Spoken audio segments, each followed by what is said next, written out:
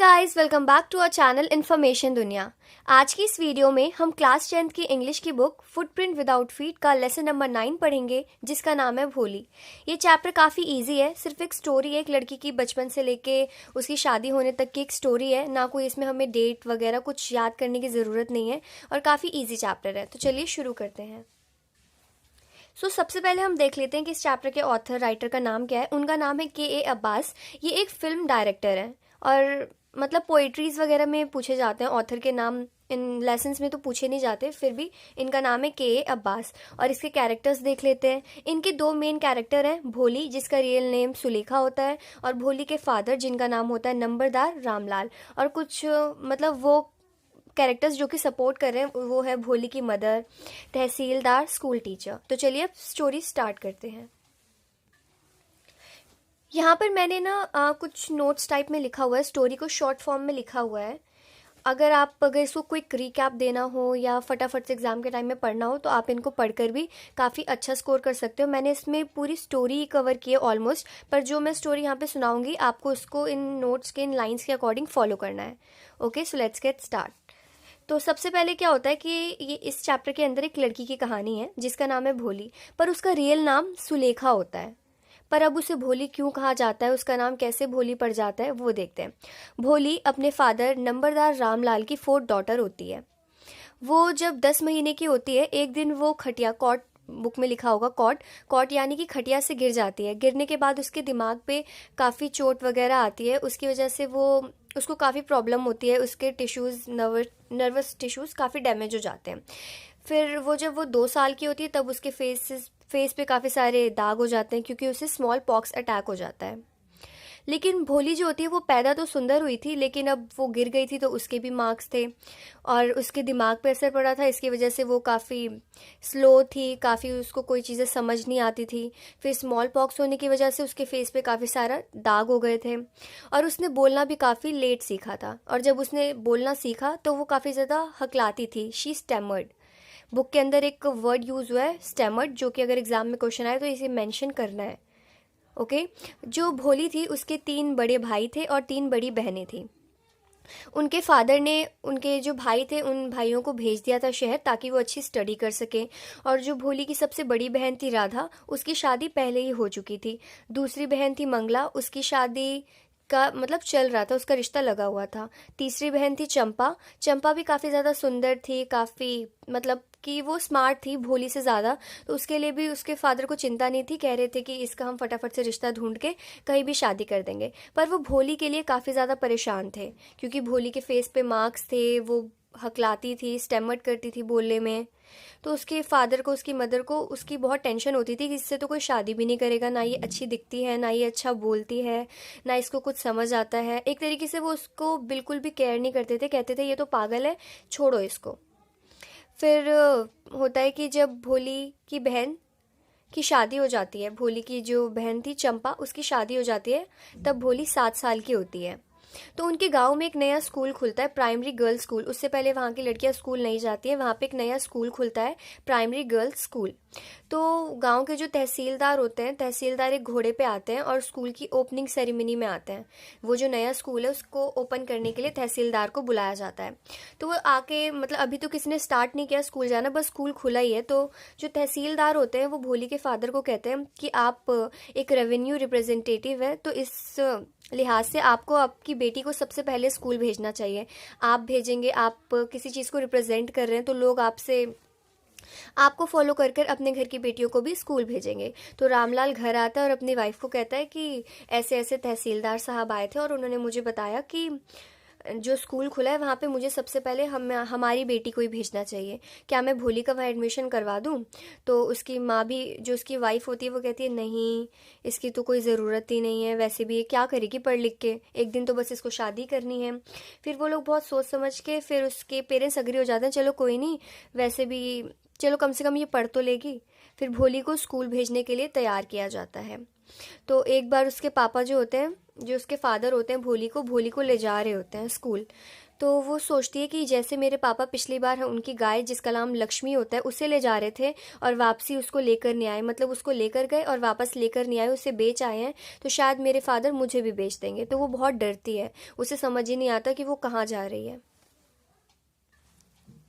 उसके फादर उसे कहते हैं नहीं नहीं, आप डरो मत, हम स्कूल जा रहे हैं। फिर वो अपनी वाइफ को कहते हैं कि आप इसके अच्छे से बाल बना दो, इसे अच्छे से कपड़े वगैरह पहना दो, क्योंकि इसे हमें स्कूल ले जाना है। फिर भोली भी खुश हो जाती है, अच्छा ठीक है, मुझे बेचने नहीं ले जा रहे, मुझे स्कूल ले जा रहे हैं, ठीक है मैं जाके देख लेती हूँ।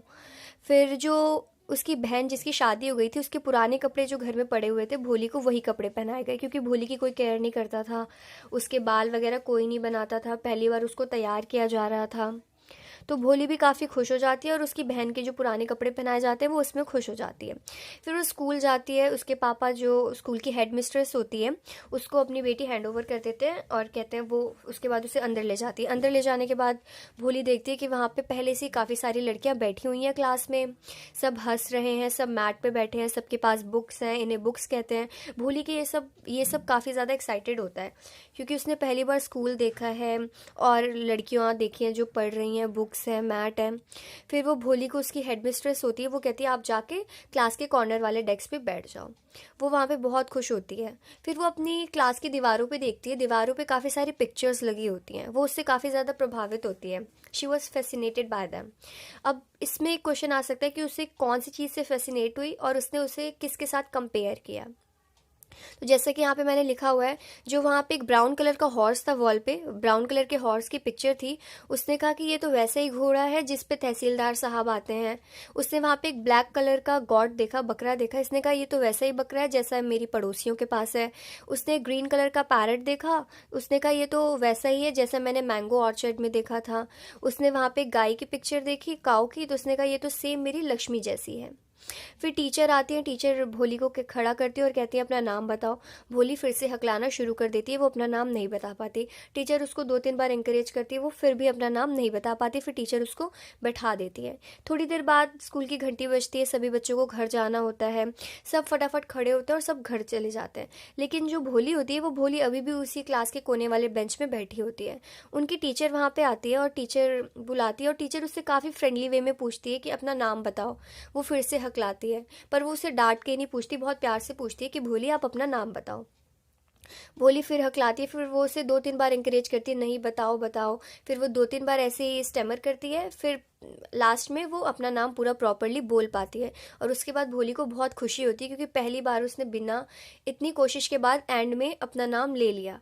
क्योंकि पहले तो होता था कि वो 2-3 बार हकलाती थी, लोग उसका मजाक उड़ाते थे और भोली भोली कह के उसको करते थे कि नहीं ये तो अपना नाम कभी बोल नहीं पाएगी। पर उस टीचर वो उसे सपोर्ट करती है, उसे एंकरेज करती है, नहीं तुम कर सकती हो। फिर भोली अपना नाम ले लेती है। फिर जो टीचर होती है वो उसे बुक्स देती है कि आप ये बुक्स लो और आप इस बुक्स को रोज़ रीड करना। बुक्स के अंदर काफ़ी सारी अच्छी अच्छी पिक्चर्स होती हैं और इनको पढ़ना, तो आपकी जो स्टेमर की प्रॉब्लम है वो ठीक हो जाएगी। अब जो भोली थी वो बड़ी हो जाती है, वो आप एबल होती है कि वो बुक्स को रीड कर सके। अब उसका थोड़ा हकलाना भी कम हो जाता है, मतलब वो धीरे धीरे ठीक हो रही होती है, क्योंकि उससे पहले किसी ने उसको सपोर्ट ही नहीं किया हुआ था, सब उसको हर बात पे डांट देते हैं, कोई इसकी परवाह नहीं करता। अब थोड़े टाइम बाद ईयर कुछ समय गुजर जाता है, सब कुछ चेंज हो जाता है। जो गांव का प्राइमरी गर्ल्स स्कूल खुला था वो बड़ा हाई स्कूल बन जाता है। अब जो उसके फादर है वो अपनी वाइफ से कह रहे हैं कि जो बिशंबर का प्रपोजल आया है वो भोली के लिए, वो हमें ले लेना चाहिए। तो उसकी वाइफ जो होती है भोली की माँ, वो कहती है हाँ ले लेना चाहिए, वैसे भी हमारी बेटी अच्छी नहीं दिखती, उसमें इतनी सारी कमियां हैं और लड़का दहेज भी नहीं ले रहा, तो हमें उसकी शादी उससे कर देनी चाहिए। पर उसके फादर कहते हैं बट तुम ये ध्यान में रखना कि जो लड़का है बिशंबर, उसकी एज बिल्कुल मेरी जितनी है, 45 to 50 अराउंड में उसकी एज है। तो उसकी माँ कहती है तो क्या हो गया, सही तो है ना, वो दहेज मांग रहा है, हमारी बेटी भी इतनी सुंदर नहीं है, अच्छी नहीं है, बेटी को बिना देखे शादी कर रहा है, और क्या चाहिए। तो फिर सब अग्री हो जाते हैं। फिर शादी का दिन आता है, भोली एक रेड सिल्कन ड्रेस में, क्योंकि वो ब्राइड है, वो अच्छे से तैयार होकर आती है। तो जब वरमाला का टाइम आता है, जो एक शादी की रस्म है, वहाँ पे जब टाइम आता है तो जो भोली होती है उसने अपना फेस कवर कर रखा होता है, यानी घूंघट डाल रखा होता है। तो जो ग्रूम जैसे ही उसके ऊपर उसका घूंघट हटाता है, वो देख के बोलता है अरे इसका फेस तो बहुत ख़राब है और मैं इससे शादी नहीं करूँगा। अगर मुझे पता होता कि ये लड़की इतनी बदसूरत है, इतनी अगली है, इसके फेस पे इतने मार्क्स है, तो मैं इससे कभी शादी नहीं करूँगा। और फिर वो उसके फादर को कहता है कि आपको मुझे 5,000 रुपीज़ देने पड़ेंगे, वरना मैं अपनी बारात लेके वापस चला जाऊंगा और आपकी बेटी से शादी नहीं करूंगा।